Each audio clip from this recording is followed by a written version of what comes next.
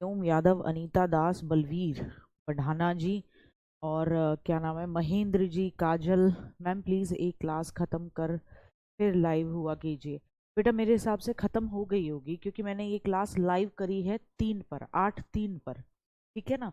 और मैं क्लास लेती हूँ यहाँ से और सर क्लास लेते हैं स्टूडियो से, ठीक। तो मुझे कंफर्म नहीं हो पाता अनटिल अनलेस जब तक मुझे वहाँ से कॉल ना आए, और आजकल कॉल आता नहीं है ना, कि भाई क्लास मैम अब मैं मिस कॉल मारूं तब शुरू। तो ये एक दिक्कत है, तो मुझे नहीं पता लग पाता, इसी वजह से वो 1-2 मिनट आगे पीछे का हो जाता होगा। फिर भी मैं इतनी विंडो लेके चलती हूँ कि मैं 8-3 या 8-4 पर ही आपकी क्लास लाइव करती हूँ, उससे पहले नहीं करती हूँ, ठीक है। तो आ जाओ बेटा, गुड मॉर्निंग, नमस्ते नमस्ते प्रतीक, आ जाओ। जॉन गुड, जय श्री महाकाल बेटा। राकेश सिंह आ जाओ, बहुत बढ़िया। आज आप और हम पढ़ेंगे इंपॉर्टेंट आयोग। इस सैटरडे हमारा सिलेबस खत्म हो जाएगा, तो हमारी 4 से 5 क्लासेस जो रह गई हैं उन्हें ही हमें देखना है। तो इंपॉर्टेंट कमीशन यानी महत्वपूर्ण आयोगों के बारे में आपको समझना होगा। इनमें से क्वेश्चन है ना, एक एक नंबर के बनते हैं, तो क्या याद करना होगा इन महत्वपूर्ण आयोगों के बारे में। तो पहली चीज याद करना, वो याद करना कि इन सदस्य संख्या कितनी है, ठीक है ना। ये तो याद रखनी ही रखनी है कि इनकी सदस्य संख्या कितनी है। तीसरी जो बात याद रखनी है वो ये रखनी है कि इनका कार्यकाल कितना रहता है, हर आयोग में जो अध्यक्ष हैं और अन्य के मेंबर हैं उनका कार्यकाल। तीसरी चीज, इनकी नियुक्ति और इनको पद से हटाना कैसे होता है, नियुक्त कौन करता है, और फिर इन्हें इनके पद से हटाना, ये हमेशा हर एग्जाम में पूछे जाते हैं, नियुक्ति, पद से हटाना। और चौथे नंबर पे लेस इंपॉर्टेंट है कार्य, क्योंकि जनरली आप जानते हो कार्य क्या होता है, ठीक, ये पूछा जाता है, जनरली यही पूछा। इसे करंट से जोड़ दिया जाएगा, करंट से जरूर जोड़ा जाता है, याद रखना। पॉलिटी आजकल एसएससी सीजीएल हो, सीएचएसएल हो, चाहे एमटीएस हो, किसी में भी हो, करंट से जोड़ दी जाती है पॉलिटी। और करंट में यहां पूछ लिया जाएगा कि इसके वर्तमान अध्यक्ष कौन है, और अगर अन्य सदस्य होंगे या उपाध्यक्ष का मामला होता होगा तो उपाध्यक्ष कौन, चेयरपर्सन या डिप्टी चेयरपर्सन कौन है। तो ये आप अपने आप ही फाइंड आउट करके लिख लोगे, ठीक है ना, ये आप अपने आप ही फाइंड आउट करके लिखोगे। ये सारी चीजें मैं बताऊंगी, ये करंट का सेल्फ सर्च करके और लिखते चलोगे, ये आपका होमवर्क रहेगा। तो आज सबसे पहली क्लास लेंगे, सबसे पहला लेंगे लोक सेवा आयोग, पब्लिक सर्विस कमीशन। इसे आप समझेंगे कि भाग 14 के अंदर आर्टिकल 308 से लेकर 323 तक, आर्टिकल 308 से लेकर 323 तक किसके बारे में बात कर रही है।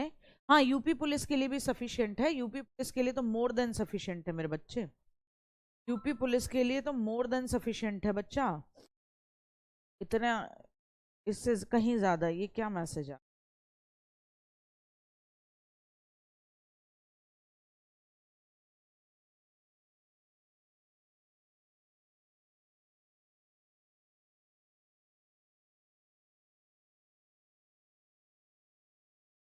कोई दिक्कत नहीं, आने दो, ठीक है। तो 308 से लेके 323 तक लोक सेवा आयोग के बारे में बात है, पब्लिक सर्विस कमीशन, यानी पब्लिक की सर्विस करने के लिए एक आयोग बनाया जाएगा। पब्लिक सर्विस कमीशन बनाया गया, भाग 14 के अंदर है, 308 से लेके 323 तक इसके बारे में बात है।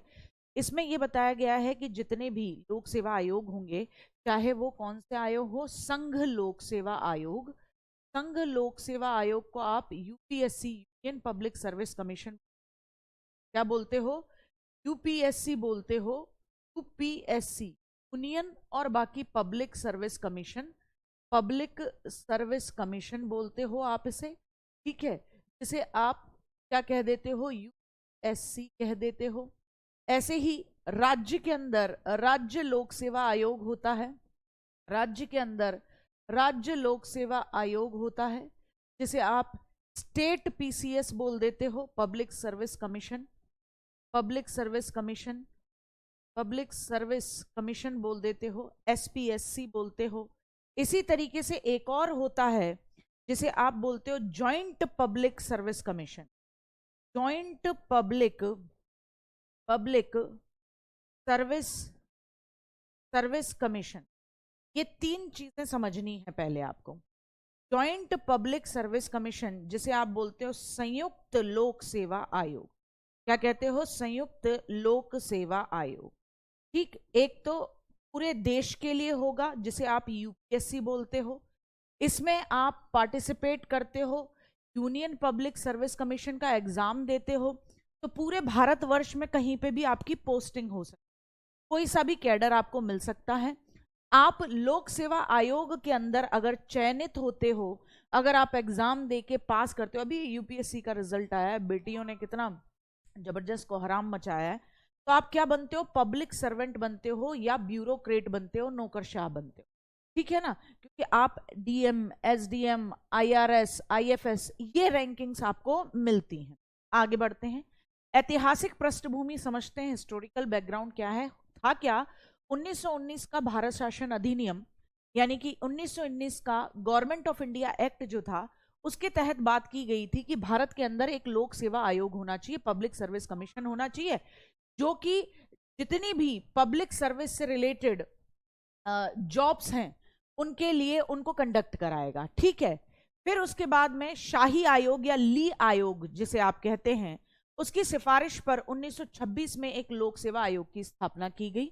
ठीक है, ली आयोग बहुत पूछा जाता है, पहले 1919 के गवर्नमेंट ऑफ इंडिया एक्ट में इस बारे में बात की गई थी। फिर उसके बाद 1926 के अंदर ली कमीशन जो था, उसके अंदर बात की गई कि भैया लोक सेवा आयोग की स्थापना की जानी चाहिए, और की जाती है। ठीक है, फिर 1935 का भारत शासन अधिनियम के अंतर्गत इसे संघ लोक सेवा आयोग यानी यूपीएससी कर दिया गया। तो लोक सेवा आयोग से 1935 के भारत शासन अधिनियम, गवर्नमेंट ऑफ इंडिया एक्ट में ये यूपीएससी बनता है। सबसे पहले बात होती है 1919 के गवर्नमेंट ऑफ इंडिया एक्ट में कि भारत के अंदर जितनी भी परीक्षाएं हैं उनके लिए एक लोक सेवा आयोग की स्थापना करनी चाहिए। 1926 का शाही आयोग या ली आयोग में इस बात की सिफारिश की गई थी, उसके बेसिस पर लोक सेवा आयोग की स्थापना की जाती है। 1935 से यूपीएससी की स्थापना होती है, यूनियन पब्लिक सर्विस कमीशन या संघ लोक सेवा आयोग की स्थापना होती है। आगे बढ़ेंगे, अब यहां गौर फरमाना है आपको, बहुत इंपॉर्टेंट बात है। सबसे पहले आर्टिकल 315, उससे पहले अन्य बातें हैं, आर्टिकल 315 से समझें। आर्टिकल 315 कहता है कि संघ लोक सेवा आयोग यानी पूरे देश के लिए एक union public service commission UPSC, और राज्यों में राज्य लोक सेवा आयोग यानी स्टेट पब्लिक सर्विस कमीशन का गठन किया गया। ठीक है, ये क्या बात करता है? आर्टिकल 315 कहता है कि पूरे देश के लिए यूपीएससी, अगर पब्लिक सर्विस की बात कर रहे हैं, और हर राज्य के लिए, हर राज्य के अंदर एक राज्य लोक सेवा आयोग का गठन किया जाएगा। अब ये यूपीएससी हो या स्टेट पीएससी हो, उसके अंदर एक तो होगा अध्यक्ष और कुछ होंगे सदस्य। अब कुछ सदस्य क्यों बोले गए? क्योंकि सदस्यों की संख्या संसद निर्धारित करती है, सदस्यों की संख्या राष्ट्रपति निर्धारित करते हैं, और राष्ट्रपति जी किसकी सिफारिश पर काम करते हैं आपको पता ही है, प्राइम मिनिस्टर की काउंसिल की पे। तो सदस्य बढ़ भी सकते हैं, घट भी सकते हैं। जाहिर सी बात है, अध्यक्ष महोदय ये कह दें कि सर हमें थोड़ी सी जरूरत है और सदस्यों की संख्या बढ़ाई जाए, तो राष्ट्रपति जी के पास जब ये सिफारिश पहुंचे तो उस पर निवारण कर सकते हैं, उस पर विचार कर सकते हैं। मेरी बात ध्यान से समझिए, आर्टिकल 315 कहता है पूरे देश के लिए एक संघ लोक सेवा आयोग, और स्टेट्स के लिए हर स्टेट के अंदर स्टेट पीसीएस होगा यानी स्टेट पब्लिक सर्विस कमीशन होगा। इसमें एक अध्यक्ष होगा और सदस्य कितने भी हो सकते हैं। सदस्यों की संख्या का निर्धारण राष्ट्रपति करेंगे। ठीक है साहब, आ जाओ, इतना समझ में आया? चलो, अब बात आती है आर्टिकल 316। आर्टिकल 316 ज्यादा नहीं है, आपको सिर्फ ये समझना है कि यूपीएससी एंड प्लस लगा रही हूं मैं, स्टेट पब्लिक सर्विस कमीशन के जो सदस्य होंगे, इनके जो सदस्य हैं, इनकी नियुक्ति कौन करेगा और इनका कार्यकाल कितना होगा। नियुक्ति एंड कार्यकाल, इनका अपॉइंटमेंट कौन करेगा और इनका टेन्योर कितना होगा, ये 316 में बात करता है। अब जब 316 में ये बात करता है तो 317 में ये बात करता है कि यूपीएससी और स्टेट पब्लिक सर्विस कमीशन के सदस्यों को उनके पद से कैसे हटाया जाता है। पद से हटाना है ना, जब 316 ये कहता है कि इनके सदस्यों की नियुक्ति और कार्यकाल, नियुक्ति कौन करेगा, कार्यकाल क्या होगा, तो 317 कहता है पद से कैसे हटाया जाएगा, इस बारे में बात करता है। 318 आपके लिए वैसे जरूरी है नहीं, बट फिर भी यूपीएससी के कर्मचारी हो या स्टेट पब्लिक सर्विस कमीशन के कर्मचारी हो, उनके कार्य की शर्तों के बारे में बात करता है कि कैसे काम करना हो। शर्तों का उल्लेख, नियम और शर्तों का उल्लेख करता है। ठीक है, अच्छा बस ठीक है, इतने से ज्यादा मत जाओ, इतने से ज्यादा मत जाओ, यही आर्टिकल हैं जो इंपॉर्टेंट है, भाड़ में जान दो आगे। अब आते हैं यूनियन पब्लिक सर्विस कमीशन, संघ लोक सेवा आयोग, स्टेट पब्लिक सर्विस कमीशन, राज्य लोक सेवा आयोग, और एक नई बात आपको पता होनी चाहिए, जॉइंट पब्लिक सर्विस कमीशन, संयुक्त लोक सेवा आयोग। सबसे पहले ये तो यूपीएससी तो हर बच्चे ने नाम सुना है, यूपीएससी का रिजल्ट आया, यूपीएससी भारत की सबसे उत्कृष्ट परीक्षा है, आईएएस ऑफिसर्स निकलते हैं, टीना डाबी से लेकर सृष्टि देशमुख तक, अतहर आमिर से लेकर यहाँ नोएडा के जो सुहाय हैं वो साहब तक, हर एक व्यक्ति यूपीएससी से निकला है। ईरा सिंगल यूपीएससी टॉपर रही हैं, बहुत कम हाइट है और फिजिकली उन्होंने जाने कितना कुछ सहा होगा, तो ऐसे ऐसे लोग निकले है ना। तो यूपीएससी में एक अध्यक्ष होता है, सदस्य कितने होंगे ये राष्ट्रपति जी निर्धारित करेंगे। नियुक्ति यूपीएससी के अध्यक्ष और सदस्यों की कौन करते हैं, राष्ट्रपति जी। कार्यकाल क्या है बेटा, अंडरलाइन 6 साल या 65 वर्ष की आयु, जो भी पहले हो, जो भी पहले हो, जो भी पहले हो, 6 साल या 65 वर्ष की आयु जो भी पहले हो जाए वो। ऐसे ही स्टेट के अंदर स्टेट पब्लिक सर्विस कमीशन होता है, एक अध्यक्ष और अन्य सदस्य होते हैं। नियुक्ति मैंने आपको राज्यपाल गवर्नर भैया पढ़ाते समय बताया था, गवर्नर साहब करते हैं। कार्यकाल 6 साल या 62 वर्ष का होता है। गौर फरमाएं, यूपीएससी के सदस्यों का और अध्यक्ष का कार्यकाल 6 साल या 65 ईयर है, लेकिन स्टेट पीसीएस का 6 साल या 62 ईयर है, जो भी पहले हो।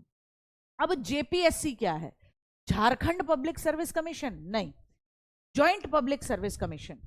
आप एक बात ध्यानते होंगे, मैंने जब आपको स्टेट्स पढ़ाए थे तो मैंने आपको बताया था 1966 में पंजाब से अलग होकर 2 राज्य बनते हैं, एक बनता है पंजाब, एक बनता है हरियाणा। क्या बनता है, एक बनता है पंजाब, एक बनता है बेटा जी हरियाणा 1966 में। तो कुछ राज्यों के जो कि अलग हुए और साथ में लोक सेवा आयोग की परीक्षाएं आयोजित कराना चाहते थे, तो उस राज्य की अपनी विधानसभा और साथ ही साथ संसद के सहयोग से ऐसे राज्यों में संयुक्त लोक सेवा आयोग का गठन हुआ। सिंपल बात, जब 2 या 2 से ज्यादा स्टेट्स मिलकर लोक सेवा आयोग की परीक्षाएं कराते हैं, अपने राज्य में अलग से नहीं कराना चाहते, तो उसे जेपीएससी बोलते हैं, जॉइंट पब्लिक सर्विस कमीशन बोलते हैं, क्योंकि उसमें 2 या 2 से ज्यादा राज्यों की लोक सेवा की जॉब्स जो होती हैं वो इन्वॉल्व हैं। तो जेपीएससी में भी एक अध्यक्ष, अन्य सदस्य, नियुक्ति राष्ट्रपति द्वारा। कार्यकाल ये यहां गलत लिखा है, प्लीज नोट करना, 6 वर्ष या 62 वर्ष की आयु, ये मैं ठीक करवा दूंगी, जो भी पहले हो। 6 वर्ष या 62 वर्ष की आयु होती है, क्योंकि ये भी 2 या 2 से ज्यादा राज्य मिलकर जेपीएससी बनाते हैं, संयुक्त लोक सेवा आयोग बनाते हैं। तो जब कोई स्टेट पब्लिक सर्विस कमीशन होता है तो उसके सदस्यों की संख्या 6 वर्ष या 62 वर्ष है, तो यहाँ जेपीएससी में 6 वर्ष या 62 वर्ष होगी, 65 वर्ष नहीं होगी। ठीक है, आ रही बात समझ में? हाँ ठीक। इसका मतलब या तो 6 साल आपको काम करने के लिए मिलेंगे, या कब तक मिलेंगे, 62 साल की उम्र तक, जो भी पहले हो गई। आपको सपोज करो 4 साल ही हुए थे काम करते हुए, लेकिन आपकी उम्र 62 साल की हो गई, तो आपके जो भी पहले हो गया, 62 साल की उम्र पहले हो गई ना, राधे राधे करवाओ अब आपको। ठीक है, ये फिर आप क्या करवाओ, आपको राधे राधे करवाई जाए, क्या करवा दी जाएगी, आपको हटा दिया जाएगा। तो इसका मतलब ये है 6 वर्ष या 65 वर्ष की आयु, यानी आपको काम करने के लिए कितने वक्त मिला है, 6 साल का, या 65 वर्ष की आयु, या आपको किस एज लिमिट तक काम करने के लिए मिला है? 65 ईयर की एज तक। अगर आप 65 ईयर की एज तक आप पहुंच गए, यानी कि आपको 6 साल का टाइम मिला था, लेकिन उससे पहले ही आपकी 65 ईयर की एज हो गई 3 साल के अंदर ही, तो फिर आपको 3 साल के जो भी पहले हो, तो फिर आपकी जॉब यूपीएससी के अंदर एज अ अध्यक्ष, एज अ मेंबर केवल 3 साल की रही, बल्कि लिखा कितना है? 6 साल की जॉब मिलती है। लेकिन क्यों नहीं मिल पाई? क्योंकि आपकी उम्र 65 साल पहले ही पूरी। तो ये एज के हिसाब से टेन्योर फिक्स होता है। वैसे टेन्योर कितने का है? वैसे कार्यकाल 6 साल का है, लेकिन एज भी मैटर करती है। अगर आप 65 वर्ष की आयु प्राप्त कर जाएंगे पहले ही, तो फिर आपका कार्यकाल 6 वर्ष का नहीं रहेगा, कम रहेगा। तो 6 वर्ष या 65 वर्ष की उम्र जो भी पहले हो। समझ गए ना बेटा? ये बात समझा। ऐसे ही स्टेट पीसीएस में 6 वर्ष या 62 साल की उम्र जो भी पहले हो जाए। जैसे सपोज करो मैं 60 साल की उम्र में जाकर राज्य लोक सेवा आयोग की सदस्य बनती हूं, तो बेटा मुझे क्या 6 साल का कार्यकाल मिलेगा? मुझे तो 2 ही साल का मिला मेरे लाल। क्यों? क्योंकि मेरी 62 साल की उम्र पहले हो गई। तो जो भी पहले हो जाए। समझ में आ गया? संयुक्त लोक सेवा आयोग जब 2 या 2 से ज्यादा राज्य मिलकर अपने यहां पर पब्लिक सर्विस निकालते हैं, लॉन्च करते हैं, तो एक आयोग बनाते हैं। जैसे 1966 में जब पंजाब और हरियाणा अलग अलग हुए, तो शुरुआती दौर में इन्होंने जॉइंट पब्लिक सर्विस कमीशन के तहत जॉब निकाली।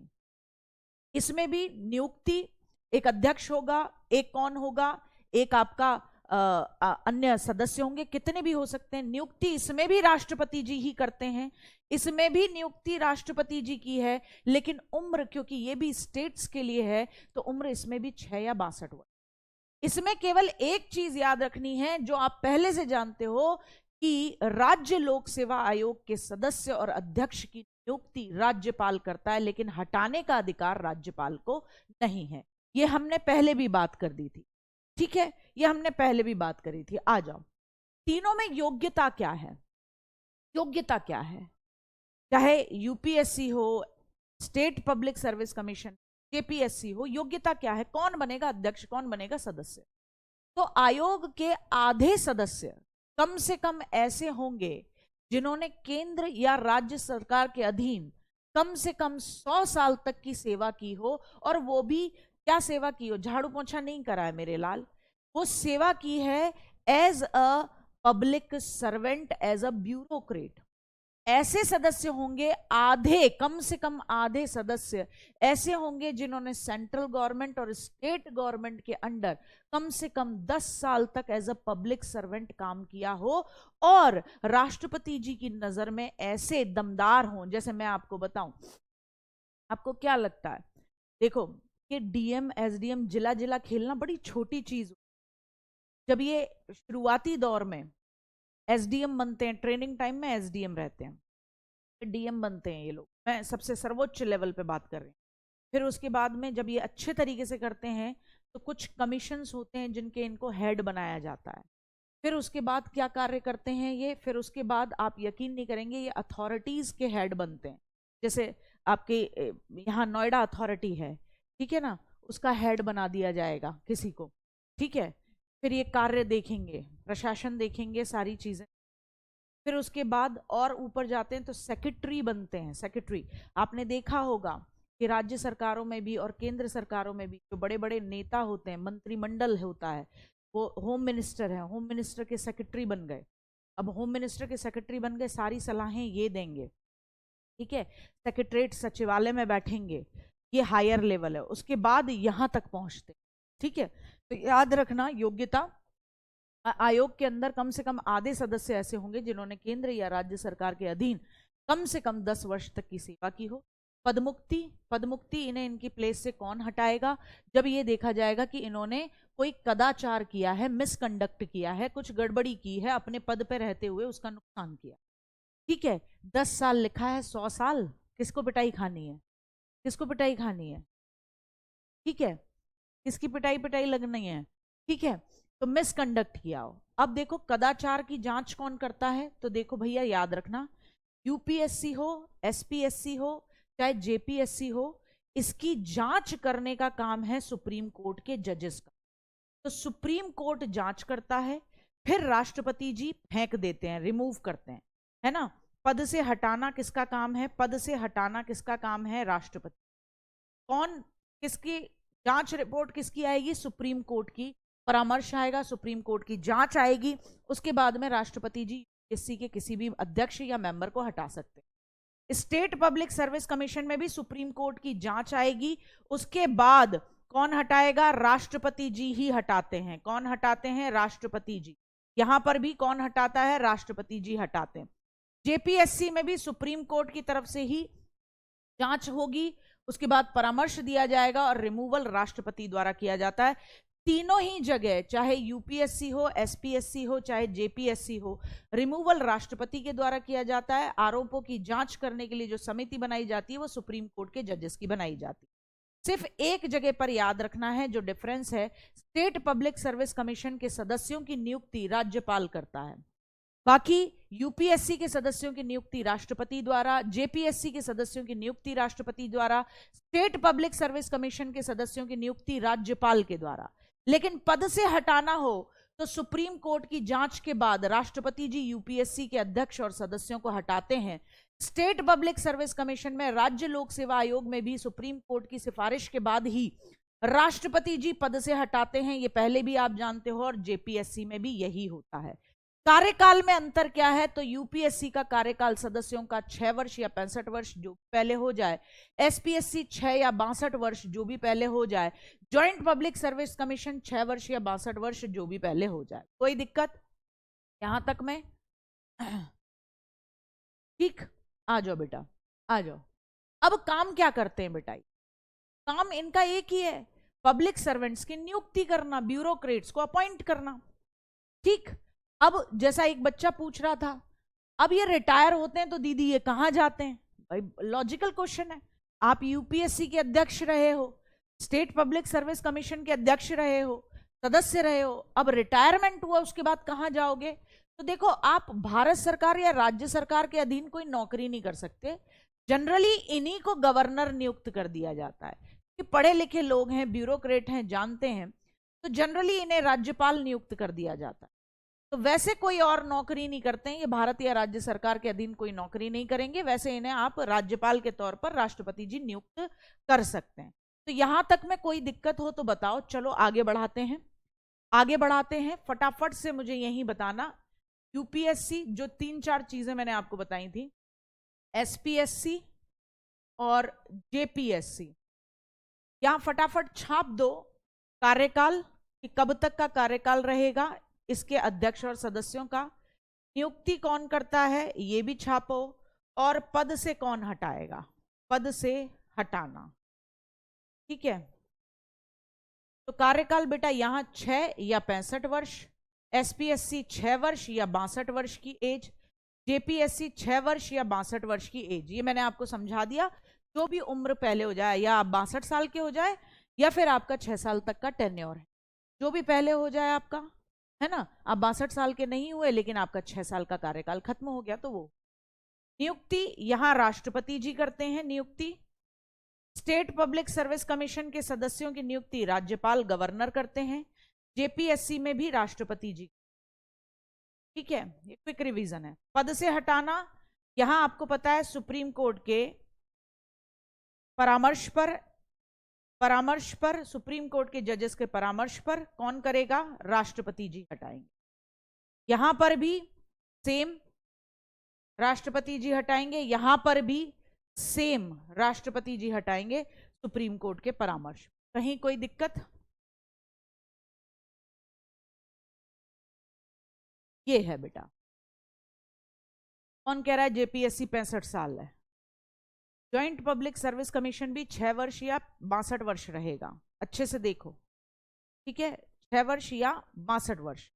ठीक, क्योंकि ये भी स्टेट को मिलाकर ही बनाया गया है, स्टेट के लिए कंबाइंड रूप में होता है, तो 6 वर्ष या 62 वर्ष ही होता है। केवल यूपीएससी में 6 या 65 वर्ष होता है। मैंने वहां पे भी ठीक कराया था, तुमने देखा नहीं है, तुम्हें पिट्टी लग जाएगी, गलती कर रहे हो। ठीक है, आ जाओ। अब आओ निर्वाचन आयोग, इलेक्शन कमीशन की बात करते हैं। इलेक्शन कमीशन भाग 15 में है, 324 से लेकर 329 तक, 308 से लेकर 323 तक भाग 13 के भाग 14 के अंदर आपके किसके बारे में बात की गई थी, आपको पता ही है, यूपीएससी लोक सेवा आयोग के बारे में बात की गई थी। भाग 15 के अंदर आप इलेक्शन कमीशन की बात करते हो, आर्टिकल 300 लेके 329। ये निर्वाचन आयोग इलेक्शन कमीशन जो है पूरे देश में 4 लोगों का चुनाव कराता है। एक तो राष्ट्रपति जी, एक उपराष्ट्रपति जी, संसद, लोकसभा, राज्यसभा और राज्य के विधानमंडल, विधानसभा या विधान परिषद यानी लेजिस्लेटिव असेंबली और लेजिस्लेटिव काउंसिल के इलेक्शन कराते। राज्यों के अंदर आपको पता है नगर पंचायत, नगर पालिका, ग्राम पंचायत, ग्राम पालिका, जिला पंचायत, इन सब के इलेक्शन राज्य लोक सेवा आयोग कराता है, ना कि संघ लोक सेवा आयोग या निर्वाचन आयोग। ठीक है, ठीक है। हाँ, तो एसपीएससी में क्या लिखा है, एसपीएससी में राष्ट्रपति करेंगे, क्या लिखा, राष्ट्रपति करेंगे। अरे भैया, पद से हटाना एसपीएससी में राष्ट्रपति के द्वारा, नियुक्ति तो राज्यपाल की होती है। कैसे पढ़ रहे हो भैया, जब गवर्नर पढ़ाया था तो क्या पढ़ाया था कि राज्य लोक सेवा आयोग के सदस्यों की नियुक्ति राज्यपाल करता है, लेकिन पद से नहीं हटा सकता, पद से उसे राष्ट्रपति हटाते हैं, तो पद से हटाने में राष्ट्रपति जी। अरे तुम ना पढ़ो औलादो, तुम पढ़ते नहीं हो, रिवीजन नहीं है तुम्हारा। तो इलेक्शन कमीशन भाग 15 324 से लेके 329, 4 लोगों के इलेक्शन, राष्ट्रपति के चुनाव हो, उपराष्ट्रपति के चुनाव हो, संसद के अंदर लोकसभा राज्यसभा के चुनाव, और विधानसभाओं के अंदर, ठीक है, विधानसभाओं के अंदर मतलब राज्य के लेजिस्लेचर के अंदर विधानसभा हो या विधानमंडल हो, उसके विधान परिषद हो के इलेक्शन। इसमें संख्या कितनी होती है, तो बेटा याद रखना, निर्वाचन आयोग की संरचना में 3 सदस्य होते हैं। एक तो होते हैं मुख्य निर्वाचन आयुक्त, चीफ इलेक्शन कमिश्नर, सीईसी, एक होते हैं चीफ इलेक्शन कमिश्नर और 2 होते हैं अन्य आयुक्त, कुल मिलाकर हो गए 3। कितने हो गए सदस्य, 3। इलेक्शन कमीशन में कितने मेंबर होते हैं, ये प्रश्न पूछा गया है आपके एसएससी सीजीएल में। कितने मेंबर होते हैं, 3 मेंबर होते हैं। एक होते हैं चीफ इलेक्शन कमिश्नर, मुख्य चुनाव आयुक्त, निर्वाचन आयुक्त, और 2 उनकी हेल्प करने के लिए अन्य होते हैं। नियुक्ति कौन करता है, राष्ट्रपति करते हैं। योग्यता क्या है, संविधान में इसके बारे में कुछ नहीं लिखा है कि योग्यता क्या होगी। कार्यकाल 1972 तक कार्यकाल के बारे में भी कोई प्रावधान नहीं था, लेकिन अब हो गया है कार्यकाल कि जो चीफ इलेक्शन कमिश्नर होंगे उनका कार्यकाल 6 वर्ष या 65 वर्ष की आयु तक, और जो 2 अन्य लोग इनकी मदद करने के लिए होंगे उनका कार्यकाल 6 वर्ष या 62 वर्ष की आयु, जो भी पहले पूरी हो जाए उस तक है। ठीक है, ठीक है, आ रही बात समझ में, ठीक, अच्छे से। नियुक्ति निर्वाचन आयुक्त की भी कौन कर रहे हैं, राष्ट्रपति जी। पहले कार्यकाल निर्धारित नहीं था 1972 तक, उसके बाद निर्धारित हुआ। अब क्या कार्यकाल है, तो जो चीफ इलेक्शन कमिश्नर है, मुख्य निर्वाचन आयुक्त है, उनका कार्यकाल 6 वर्ष या 65 वर्ष, जो भी पहले हो जाए, और अन्य जो 2 उनके साथ सदस्य हैं उनका 6 वर्ष या 62 वर्ष, जो भी पहले हो जाए। योग्यता संविधान में कहीं उल्लिखित नहीं है।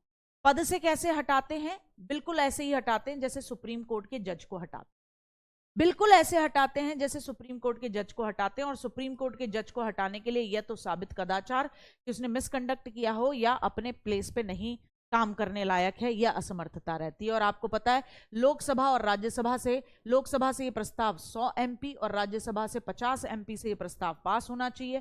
फिर उस इलेक्शन कमिश्नर को 14 दिन पहले सूचना दी जाएगी। सूचना के बाद आपको पता है अच्छे तरीके से कि जांच समिति बैठेगी। जांच में जब पाया गया, जांच समिति में आरोपों में सच्चाई पाई जाती है, तो आपको पता है कि प्रस्ताव फिर लोकसभा और राज्यसभा दोनों से 2/3 बहुमत से पास किया जाएगा, और फिर राष्ट्रपति जी हटाएंगे। जब आप ऑलरेडी जजेस को, सुप्रीम कोर्ट और हाई कोर्ट के जजेस को हटाने का तरीका पढ़ चुके हो, तो आप अपने आप समझ जाओगे कि चीफ इलेक्शन कमिश्नर और अन्य इलेक्शन कमिश्नर जो होते हैं उसके साथ में, उन्हें भी हटाने का सेम तरीका है। आ जाएं, बहुत अच्छे तरीके से समझें, बहुत अच्छे तरीके से। 15 अक्टूबर 1989 तक निर्वाचन आयोग 1 सदस्यीय था, यहीं तक क्वेश्चन पूछा गया है, 1। 1989 तक ये वही समय है जब राजीव गांधी जी ने इलेक्शन की एज 21 साल से घटाकर 18 साल कर दी गई। याद आ रहा होगा, 64वां संविधान संशोधन। तो 1989 तक इलेक्शन कमीशन 1 सदस्यीय था, फिर उसके बाद इलेक्शन कमीशन में 2 सदस्य जोड़े गए। इस वर्ष मुख्य निर्वाचन आयुक्त के अलावा 2 निर्वाचन आयुक्त को जोड़ा गया, लेकिन 1990 में फिर से निर्वाचन आयोग ने दोनों आयुक्तों को पद से हटा दिया, उनका पद समाप्त कर दिया और एक ही 1990 में केवल एक ही निर्वाचन आयुक्त रह जाता था, जो कि मुख्य निर्वाचन आयुक्त था। लेकिन फिर वर्ष 1993 से संसद में एक्ट बनाकर यह डिसाइड किया गया कि निर्वाचन आयोग यानी कि इलेक्शन कमीशन 3 सदस्यीय होगा, और आज भी है। क्वेश्चन क्या पूछा गया था ये देखें। क्वेश्चन आपका ये पूछा गया था कि सबसे पहले इलेक्शन कमीशन कब 3 सदस्यीय बना। इलेक्शन कमीशन कब 3 सदस्यीय बना। कमीशन कब 3 सदस्यीय बना, यानी 3 मेंबर होंगे, सदस्यीय बना। तो इसका आंसर मुझे दे दो, सबसे पहले कब बना। ऑप्शन ए 1989 में, बी 1990 में, सी 1993 में, डी अभी हाल फिलहाल 2014 में। बताओ बताओ।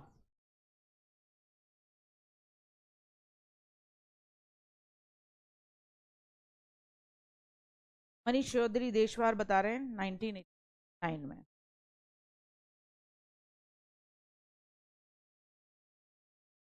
बता रहे हैं 1990।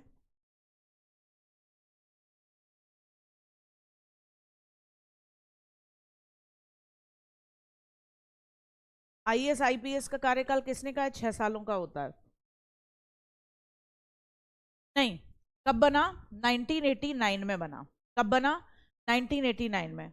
1990 में 2 पद, अन्य आयुक्त के पद समाप्त किए गए थे। 1990 में क्या हुआ था, अन्य आयुक्त के पद समाप्त किए गए, के पद समाप्त यानी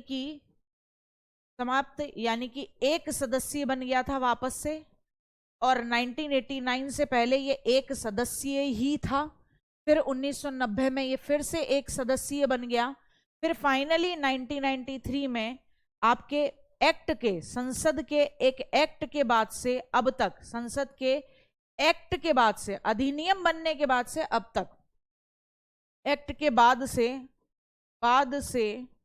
अब तक क्या है, अब तक 3 सदस्यीय ही है। तो सबसे पहले ये घटना 1989 में घटी थी, फिर 1990 में फिर से इसको 1 मेंबर का कर दिया गया था, फिर 1993 में तो प्रॉपर ऑफिशियली संसद में एक एक्ट बना के किया गया निर्वाचन आयोग यानी इलेक्शन कमीशन का। इस तरीके से मामला, ठीक है, अच्छे तरीके से समझ में आया, ठीक है। अब ये कौन चुनाव करता है भैया, मुख्य निर्वाचन आयुक्त का चीफ इलेक्शन कमिश्नर की नियुक्ति राष्ट्रपति जी करते हैं, और जो 2 अदर मेंबर हैं, 2 अदर इलेक्शन कमिश्नर हैं, उनकी नियुक्ति सीईसी चीफ इलेक्शन कमिश्नर की सिफारिश पर ये भी राष्ट्रपति जी करते हैं। सॉरी, 61वां संविधान संशोधन 1989 के तहत आप जानते हो कि तब आपने क्या करा था, पहले केवल एक ही मुख्य निर्वाचन आयुक्त हुआ करता था, और उसी साल से 2 मुख्य निर्वाचन आयुक्त जोड़े गए।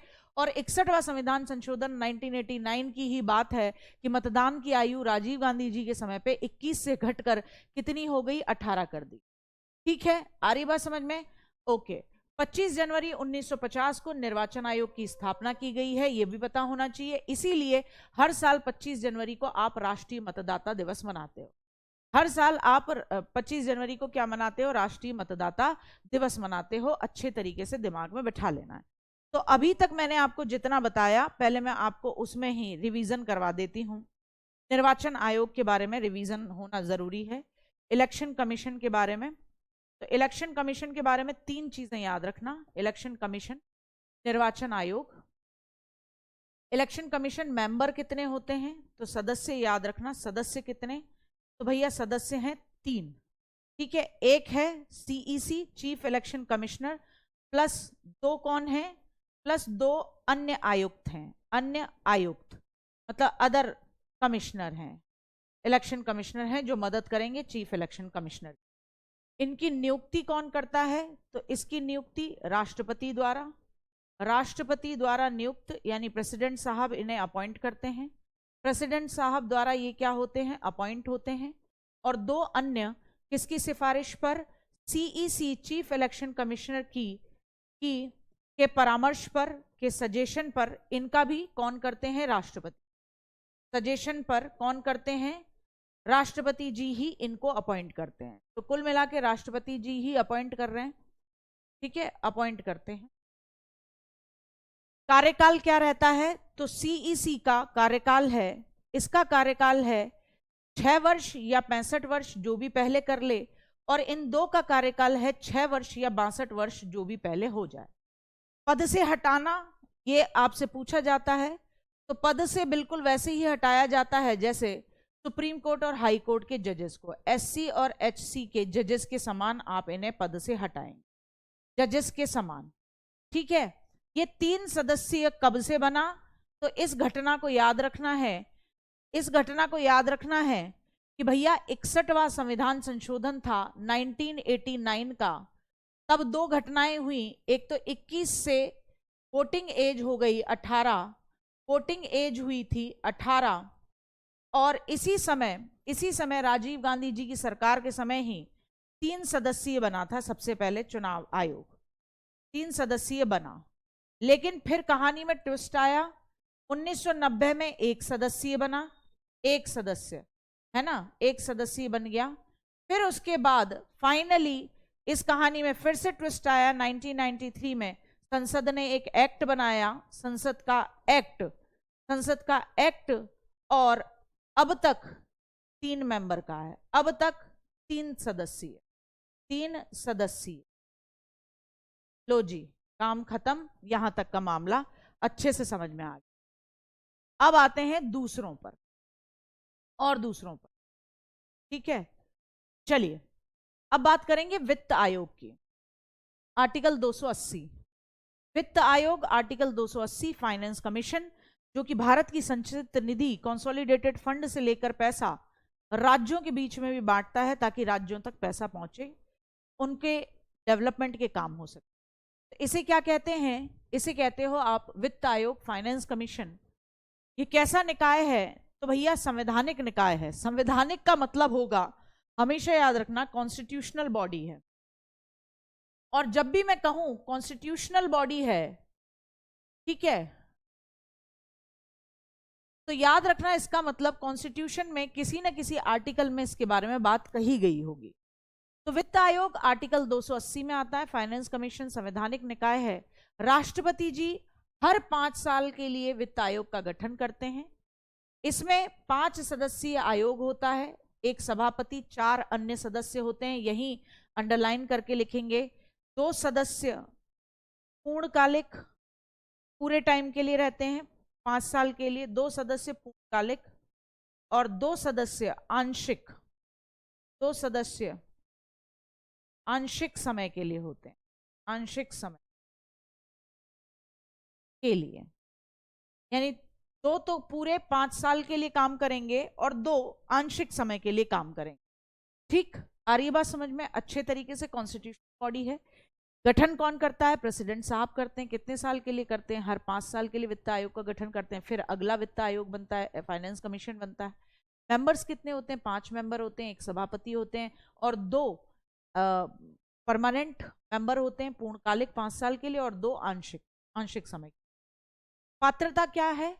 सार्वजनिक सेवाओं का अनुभव होना चाहिए। दूसरा, अनदर मेंबर्स का, अध्यक्ष की पात्रता तो यही है, सार्वजनिक सेवाओं का अनुभव होना चाहिए। अदर मेंबर्स की क्या योग्यता है? कि सुप्रीम कोर्ट के जज के बराबर योग्यता होनी चाहिए, या इस पद पर हाई कोर्ट के जज के बराबर योग्यता होनी चाहिए, या इस पद पर रह चुका हो, हाई कोर्ट का जज हो, और या फिर उसको फाइनेंस कमीशन का हेड बनाया जा रहा है या मेंबर बनाया जा रहा है, तो उसको फाइनेंस की समझ होनी चाहिए, वित्त, अन्वेषण और अर्थव्यवस्था, इकोनॉमिक्स का बहुत अच्छा ज्ञाता हो, या तो हाई कोर्ट का जज रह चुका हो या उसके बराबर योग्यता रखता हो, या फिर फाइनेंस की, इकोनॉमिक्स की समझ रखता हो।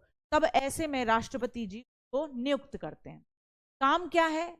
इंडिया की जो कंसोलिडेटेड फंड है, जिसे आप संचित निधि बोलते हो, संचित निधि कहते हो या समेकित निधि कहते हो, तो इंडिया का कंसोलिडेटेड फंड में से पैसा निकालकर राज्यों के बीच राजस्व करों की अनुदान सहायता को नियंत्रित करने के सिद्धांत पर राष्ट्रपति जी सिफारिश देता है, यानी राष्ट्रपति जी को बताता है कि भैया राज्यों को भी पैसा देने की जरूरत है, यहां से इन चीजों से, ये पैसों से, इन टैक्सों से राज्यों का भला हो जाने दी। ठीक है। इसका गठन कब से किया गया? तो एक एक्ट बनाया गया था संसद में। वो एक्ट क्या था? 1951 का आपका फाइनेंस कमीशन एक्ट। उसके बाद से भारत के अंदर फाइनेंस कमीशन। तीन बातें यहां पे भी याद रखनी है। फाइनेंस कमीशन की स्थापना भारत के अंदर 1951 से है। ये एक कमीशन बनाया गया कब? वित्त आयोग एक्ट बनाने के बाद। संवैधानिक निकाय है, कॉन्स्टिट्यूशनल बॉडी है, क्योंकि कॉन्स्टिट्यूशन के अंदर आर्टिकल 280 में लिखा हुआ है। कितने सदस्य होते हैं? 5 सदस्य होते हैं। एक होते हैं सभापति, चेयरपर्सन, और 4 अदर मेंबर होते हैं। नियुक्ति कौन करते हैं? राष्ट्रपति करते हैं। नियुक्ति कौन करते हैं? राष्ट्रपति जी। किसको नियुक्त करेंगे? भैया जाहिर सी बात है, हाई कोर्ट के जज रह चुका हो या उसके बराबर योग्यता रखता हो, या इकोनॉमिक्स में इतना बड़ा ज्ञाता हो, वित्त, फाइनेंस और इन सब में इतना बड़ा ज्ञाता हो कि राष्ट्रपति जी इसको वहां नियुक्त कर। ठीक। अब आता है NHRC, national human right commission. बहुत इजी है, थोड़ा थोड़ा दिमाग में बिठाते चलो। ठीक। NHRC, national human right commission, राष्ट्रीय मानवाधिकार आयोग, ये एक वैधानिक, सांविधिक, वैधानिक कह लीजिए, सांविधिक कह लीजिए, इंग्लिश में कहते हैं स्टैट्यूटरी। क्या कहते हैं? स्टैट्यूटरी। कॉन्स्टिट्यूशनल नहीं है, कॉन्स्टिट्यूशनल बॉडी नहीं है, यानी कॉन्स्टिट्यूशन में इसका उल्लेख नहीं। ये एक सांविधिक, वैधानिक, यानी कि लीगल तो है, लीगल तो है, वैधानिक है, लेकिन कॉन्स्टिट्यूशन में नहीं लिखी हुई है, तो वैधानिक या सांविधिक निकाय है। इसका गठन 12 अक्टूबर 1993 में किया गया था। अच्छे से समझिएगा, स्टैट्यूटरी बॉडी है। संयुक्त राष्ट्र मानवाधिकार घोषणा, आपको पता होगा, यूनाइटेड नेशन में मानवाधिकार घोषणा पत्र 10 दिसंबर 1948 को सबके सामने रखा गया था, और हर देश इस चार्टर के अंदर लिखे हुए कि लोगों के क्या अधिकार हैं विश्व के अंदर, उसे फॉलो करते। तो यूनाइटेड नेशन के अंदर 10 दिसंबर 1948 को लोगों के क्या अधिकार हैं, मानवाधिकार क्या है, मानवों के अधिकार क्या हैं, एक चार्टर प्रस्तुत किया गया था। इसीलिए आप 10 दिसंबर को हर साल क्या मनाते हो? 10 दिसंबर को इंटरनेशनल राइट्स डे मनाते हो। भारत में आपके ह्यूमन राइट कमीशन की स्थापना 12 अक्टूबर 1993 को होती है। कब होती है? 12 अक्टूबर। उसके बाद एनएचआरसी बना। इसका मुख्यालय कहाँ है? नई दिल्ली है। इसमें चयन कौन करता है? इसके मेंबर्स का चयन कौन? तो बेटा इसके मेंबर्स भी, चयन में पहले मेंबर्स लिख लो। इसके मेंबर्स कितने होते हैं एनएचआरसी के? एनएचआरसी के मेंबर्स, तो बेटा एक अध्यक्ष प्लस 5 सदस्य, एक अध्यक्ष प्लस 5 अन्य सदस्य हो, प्लस 5 अन्य सदस्य हो, ये मामला रहता है इसका। कौन चुनता है इन 6 लोगों को? तो इनको चुनने में प्रधानमंत्री, स्पीकर, राज्यसभा के उपसभापति, चेयरपर्सन, संसद के दोनों सदनों के अंदर जो विपक्ष के नेता होते हैं वो बैठते हैं, तब वो नेशनल राइट कमीशन और अध्यक्ष को चुनते। ठीक। अब संरचना में मैंने आपको बताया क्या मामला है। एक अध्यक्ष और आपके 5 अन्य सदस्य होंगे। तो अध्यक्ष जो होंगे वो सुप्रीम कोर्ट के पूर्व न्यायाधीश होंगे, सुप्रीम कोर्ट के रिटायर्ड जज ही। जनरली ये क्वेश्चन पूछा गया है, इंपॉर्टेंट है कि एनएचआरसी के अध्यक्ष किसको बनाया जाता है? सुप्रीम कोर्ट के रिटायर्ड जज को बनाया जाता है। फिर एक होंगे इसके अंदर सुप्रीम कोर्ट में ही रिटायर्ड जज या जो अभी वर्किंग होंगे उनको मेंबर बनाया जाएगा। एक हाई कोर्ट के रिटायर या वर्किंग होंगे उनको बनाया जाएगा। बाकी ऐसे व्यक्ति होंगे जिन्हें मानवाधिकार से रिलेटेड काम करने का एक्सपीरियंस होगा, जो समाज सेवा से जुड़े हुए हों, जो ह्यूमन राइट्स के बारे में बहुत सारे काम करते हैं। एनएचआरसी भारत के अंदर हेडक्वार्टर नई दिल्ली, गठन 12 अक्टूबर 19। विश्व में मानव अधिकार की बात सबसे पहले संयुक्त राष्ट्र संघ 10 दिसंबर, इसीलिए 10 दिसंबर को राइट्स डे मनाते हैं। इसकी संरचना क्या होगी? एक सदस्य, एक सदस्य। वॉइस नहीं आ रही है? हाँ बिल्कुल इंपॉर्टेंट है, तभी करा रहे हैं बेटा, वॉइस तो आनी। इस तो आनी चाहिए। हाँ, पहले थे रंगनाथ मिश्र।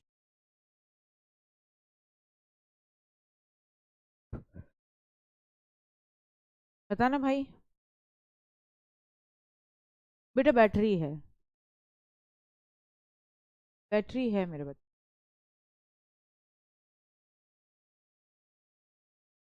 आवाज कट रही है। आवाज कट क्यों रही है? अच्छा, बीच में हल्का हल्का सा कट जाता।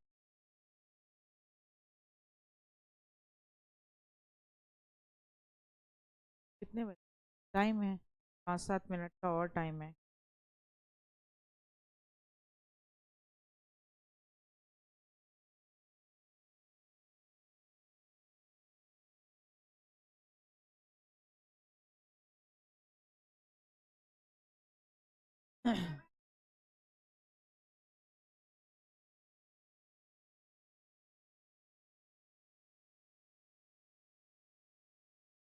भैया जरा देखना वॉइस में क्या प्रॉब्लम हो रही है सीजीएल की क्लास में। एक बच्चा कह रहा है अगर ये इतना इम्पोर्टेंट है तो आप इतना फास्ट क्यों करा रहे हो? बेटा ये टाइप करा हुआ है, लिखा हुआ है, मैं हर एक को कराने के बाद रिवीजन करा रही हूँ। इसे याद करना है, इसको समझने से ज्यादा इसका रट्टा लगता है, इसका रट्टा लगता है।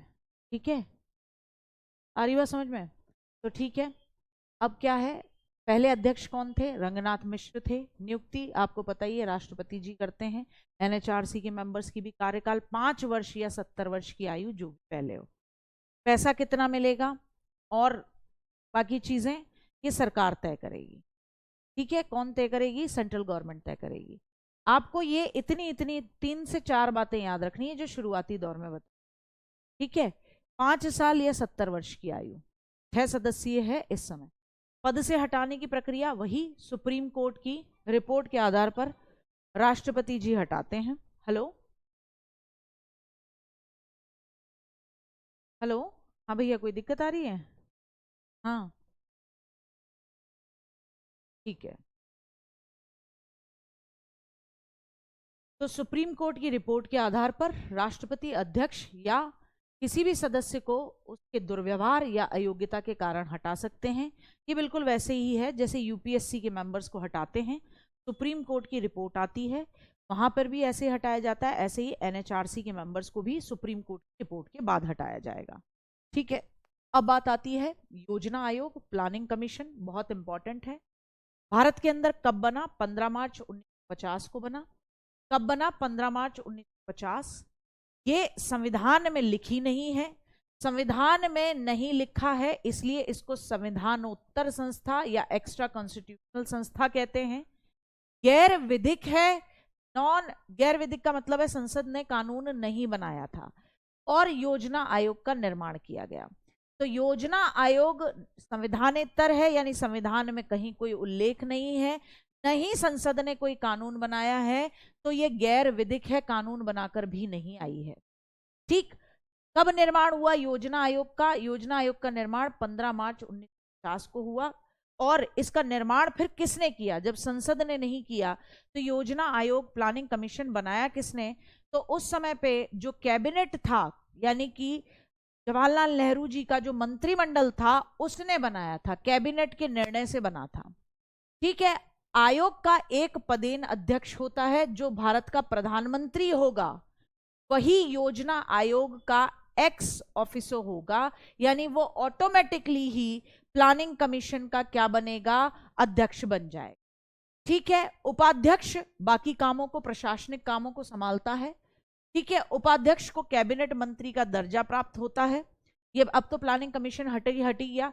ये क्वेश्चन बहुत पूछा जाता है, प्लानिंग कमीशन कब बना? तो 15 मार्च। कब बना? 15 मार्च 1950। किसके डिसीजन से बना? उस समय जो कैबिनेट था उसके डिसीजन से बना। कौन अध्यक्ष थे? तो जाहिर सी बात है 1950 में इसके अध्यक्ष कौन रहे होंगे? जो प्राइम मिनिस्टर होता है वो इसका अध्यक्ष होता है, तो पंडित जवाहरलाल नेहरू। उपाध्यक्ष कौन थे? तो उस समय पे उपाध्यक्ष थे गुलजारी लाल नंदा। लास्ट उपाध्यक्ष कौन थे? मोंटेक सिंह अहुलवालिया, बहुत पूछा गया है। ठीक है, उपाध्यक्ष की बात कर रही हूं, वाइस प्रेसिडेंट। फिर क्या हुआ? काम क्या करता था योजना आयोग? उस समय तक पंचवर्षीय योजनाओं का मसौदा तैयार करता था, 5 ईयर के प्लान बनाता था योजना आयोग, और 5 ईयर के प्लान के माध्यम से ही बुद्धिमानी से पूरे देश के अंदर वित्तीय संसाधन यानी फाइनेंस का डिस्ट्रीब्यूशन करता था। 5 ईयर प्लान योजना आयोग ही बनाया करता था उस समय। फिर बना नीति आयोग। जैसे ही मोदी गवर्नमेंट आई तो 1 जनवरी 2015 को योजना आयोग प्लानिंग कमीशन की जगह नीति आयोग बना, जिसकी full form National Institute for Transforming India है। National Institute for Transforming India NITI Aayog. इसकी संरचना, इसमें भी अध्यक्ष कौन होंगे? प्रधानमंत्री जी नरेंद्र मोदी हैं। उपाध्यक्ष कौन नियुक्त करता है? प्रधानमंत्री जी करते हैं। पहले उपाध्यक्ष कौन थे? अरविंद पनगड़िया। वर्तमान में कौन है? सुमन के बैरी। बहुत पूछा जाता है वर्तमान में कौन है? सुमन के बैरी साहब हैं, बहुत पूछा जाता है। अब बताओ कोई दिक्कत? अब बताओ कोई दिक्कत, कोई समस्या, कोई परेशानी? बस इतना ही था। यही आयोग हैं जो पूछे जाते हैं। नीति आयोग पूछा जाएगा, UPSC state public service commission, निर्वाचन आयोग पूछा जाता है, एनएचआरसी पूछ लेता है आपसे, और वित्त आयोग। ये 5 से 6 चीजें मैंने आपको पढ़ाई। इनको दिमाग में शॉर्ट में कार्य क्या है क्या नहीं है, कार्यकाल, नियुक्ति कौन, पद से हटाना कौन, तो 3 बार रिवीजन कर लेना, तब हो जाए। जिले में अधिकार किसके ज्यादा हैं, आईएएस या विधायक? देखिए, आईएएस अधिकारी एक पब्लिक सर्वेंट है लेकिन अपने पद पर बना रहेगा, लेकिन एक विधायक को जनता ने डायरेक्ट चुना है तो अधिकार विधायक के ज्यादा होंगे, किसी भी आईएएस आईपीएस ऑफिसर से ज्यादा होंगे। दोनों के अपने अपने दायरे हैं। ये विधायक जो है या किसी भी क्षेत्र से आने वाला मेंबर ऑफ पार्लियामेंट, ये उस जनता के प्रति डायरेक्ट आंसरेबल है, लेकिन जो यूपीएससी का एग्जाम या स्टेट पब्लिक सर्विस कमीशन का एग्जाम निकाल के आया है वो जनता के प्रति जवाबदेह नहीं है, डायरेक्ट। ठीक है, तो आप जो जिसकी जवाबदेही ज्यादा होती है, जिसे जनता डायरेक्ट चुनती है, उसके अधिकार किसी भी पब्लिक सर्वेंट से ज्यादा होंगे। ठीक है, ठीक, क्लियर? ये मैं आपको पहले भी बता चुकी हूं कि कब तक पॉलिटी कंप्लीट होगी, हरिओम जी, वो सारा पहले ही एक बार आपको आंकड़ा बता दिया था। अब कल करेंगे एक्ट्स, दिन उन एक्ट पे बात करेंगे, फिर उसके बाद आपका 2 दिन क्लास और। चलिए, अच्छे तरीके से इसको कंप्लीट कर दिए। बेटा आपसे कभी नहीं पूछेगा कि नेशनल पार्टी कैसे बनती। आप 9th या 10th की एनसीईआरटी के स्टूडेंट नहीं हो कि आपसे पूछेगा नेशनल पार्टी कब बनती है और स्टेट पॉलिटिकल पार्टी बनने के लिए क्या वो चाहिए। ऐसे तो बढ़ा देने से, बहुत सारा सिलेबस बढ़ा देने से कोई फायदा नहीं है। जो चीजें जाती हैं वो, ठीक है। चलिए,